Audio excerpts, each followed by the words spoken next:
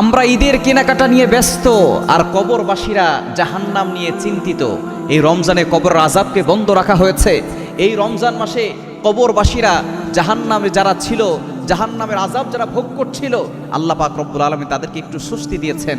আমরা রমজানে অনেকেই রোজা রেখেছি, এখন ঈদের কেনাকাটা নিয়ে ব্যস্ত হয়ে পড়েছি, আমরা ঈদ উদযাপন করব, কিন্তু কবরবাসী যারা আছেন তারা চিন্তিত হয়ে আছেন। এই রমজান শেষ হওয়ার সাথে সাথে, শাওয়াল মাসের চাঁদ ওঠার সাথে সাথে আবারও হতে পারে তাদের কবরের ভিতরে আগুন ধাউ ধাউ করে জ্বলে উঠবে। তারা সেই জাহান্নাম নিয়ে চিন্তিত আছে। জাহান্নাম যদি হয়ে যায় তাদের কবরখানা যদি জাহান্নামের টুকরা হয়ে যায়, তাহলে আবারও সেই জাহান্নামের আগুনে তাদেরকে জ্বলতে হবে। সুতরাং আমরা ঈদের কেনাকাটা নিয়ে ব্যস্ত, কিন্তু কবরবাসীর জন্য একটু দোয়া করছি না।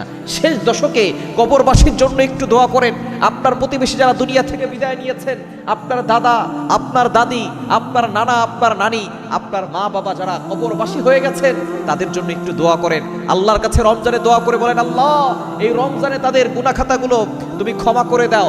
আল্লাহ তুমি তাদের কবরের আযাবকে বন্ধ করে রেখেছো, কিয়ামত পর্যন্ত কবরের আযাবকে তুমি বন্ধ করে রেখে দাও। আল্লাহ তাদের কবরখানা জান্নাতের বাগান বানিয়ে দাও। এজন্য ঈদের কেনাকাটা নিয়ে বেশি ব্যস্ত হয়ে পড়বেন না। আপনি আপনার কবরবাসীর জন্য দোয়া করেন, কারণ একদিন আমাদেরকেও সেই কবরে যেতে হবে। We have to go back to our Lord. আমাদের সকলকে আল্লাহর কাছে ফেরত যেতে হবে। সুতরাং যদি আপনি এখন সেই কবরবাসীর জন্য দোয়া করেন, আপনি মারা গেলেও আপনার জন্য কিছু মানুষ সিলেক্ট করে দিবেন আল্লাহ, যারা আপনার জন্য দোয়া করবে।